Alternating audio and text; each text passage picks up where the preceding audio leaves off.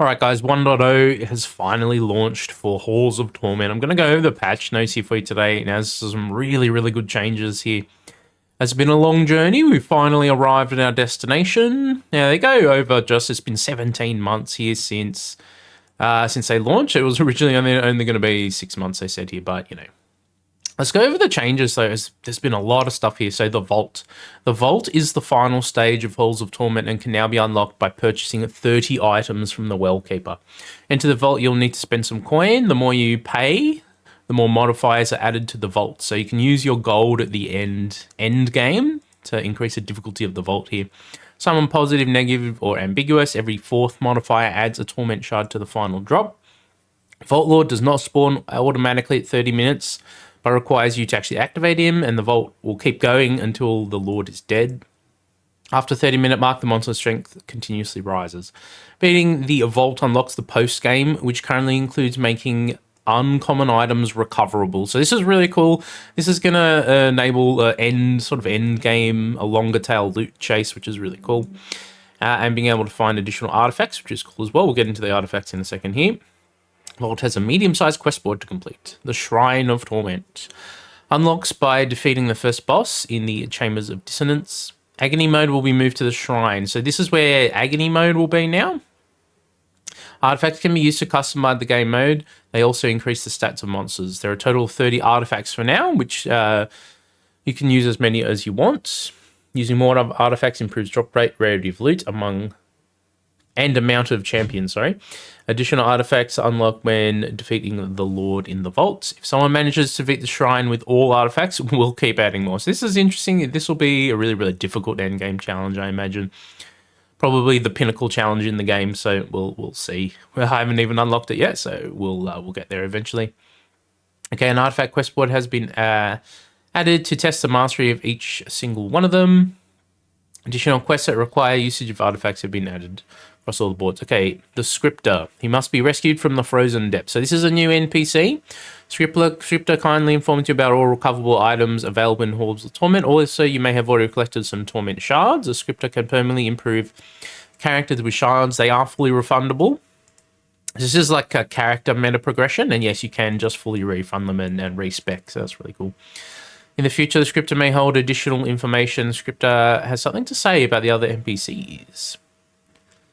Trait 5 quests can now be unlocked. This is pretty cool. Each character has five rank 5 traits, 2 weapon proficiencies, 2 stances, and 1 dedication. Weapon proficiency is exclusive to each character. Stances are trade-offs for major playstyles for each character, available by marks. Dedications are improvements. Only one of the 5 rank traits can be taken from each character per run, unless you do some potion witchery. Traits are available at level 60 when the previous trait has been taken. So I tested out the one for the cleric, and boy oh boy, the level 61 is really strong. Gives you a ton of health regen, which is really cool. And if you use the potion to double it, man, you get like an extra +4 per second or something out of it. It's pretty crazy. Each weapon, a proficiency stance dedication for each character has an unlock quest. Sage has some changes for balancing, minor balancing. Yeah, no, that's fine. Minor balancing stuff is, is what it is. All items now have 2 uncommon versions. Items can be recovered in the post-game. When using enough artifacts, it says beat the Vault there, by the way. Items of a new rarity can be found Items of a new rarity can be found that are further improved variants. Interesting. So is there like purples or blues or whatever in there now too? It's now more likely to find new items from boss chests. Okay, cool. Champions will now drop buckets without you having to send them through the well first. Up to 2 additional buckets can be found per run. So that's cool. You can take more than 1 item up per run, which is cool. The well will teleport close to the player after defeating the Lord of a stage. Oh, that's useful. No new items, but there will be some in the future. Some functionality changes. They don't really go into detail there. Jade Amulet now converts collected gold to XP.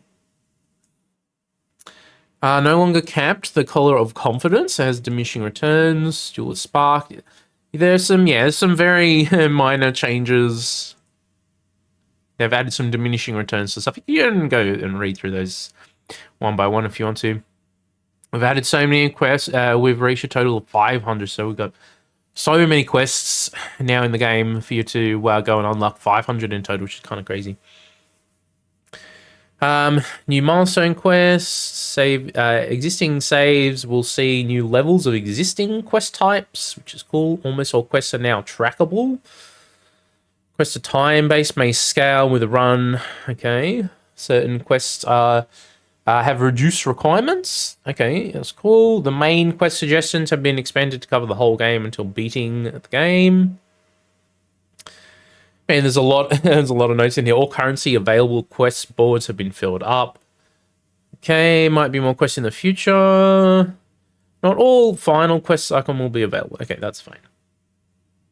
Okay, stages. We added some distance information to collectibles on the edge markers. That's cool. It actually shows you how far away they are now, which is interesting. All stages got one or more additional ability drop. Okay, that's cool. Additional drops via quests. Some maps. On some maps, the well has been visually adjusted. Okay, I didn't notice that at all. He's got unique traps. Enemy activated by new major artifacts. Interesting. So they put new traps in some of these levels. For the base stages, we've expanded the amount of different champions. Champion drops have been adjusted. Yeah, a lot of this stuff is pretty small. Okay, so they've changed a lot of the ability stuff here as well. Young's first stages enable a fixed drop of 11 ability scrolls for each stage. Young's first stage to enable a fixed drop of 11. Okay. All abilities have gotten an adjustment regarding crit chance, crit damage, base damage. Blessings focus now on relative increase rather than absolute ones. Okay, now they go through some individual ones here. It's just balancing stuff for the abilities. You can go through and read all this. I won't bog you down with all the details here. It's just balance type stuff for the abilities. I think the abilities overall feel pretty good. I still think the astronomer's orbs, I don't know, they're a little small maybe, but you know, it is what it is. Okay, quality of life. Abilities now have markers to let you know if they can be upgraded. When leveling up, it's now more likely to get traits that are related to traits you've memorized via Potion of Memories. End screen now shows you active artifacts in a run. The quest menu now features a row of pips that indicate you are currently in a quest board navigation. You can now view and character and ability stats from the selection. 16 to 10 widescreen support. Yeah, sure. Okay, Halls of Torment now running on Godot 4.3, including some bug fixes, stability, performance, game statistics tracking, some ability changes. 5 new blessings have been added, 3 of them related to critical strikes. Alright guys, here we are in game, so I'll show you just a couple of the things here. Firstly, a new NPC is over here, the scripter. This guy has an item library. It'll show you the base item as well as the uncommon variants. So that's pretty cool. You can go through and have a look. We're more interested in this Heroes tab. If you come down and have a look over here, you can put your Torment shards into some progression elements here for your character's stats. So as you can see, I've boosted up my base damage on the Cleric by 12%. It's pretty expensive, but you know, there's some meta progression for the long-term end game here, so that's pretty cool. Now, this is the Shrine of Torment, so this is where you're going to do your agony mode from now on. So I've only unlocked 2 artifacts, so these are the artifact unlocks. This first one here is actually pretty interesting. Hastening Sands, minus 10-minute run time, plus 50% spawn rate of monsters, plus 20% movement speed.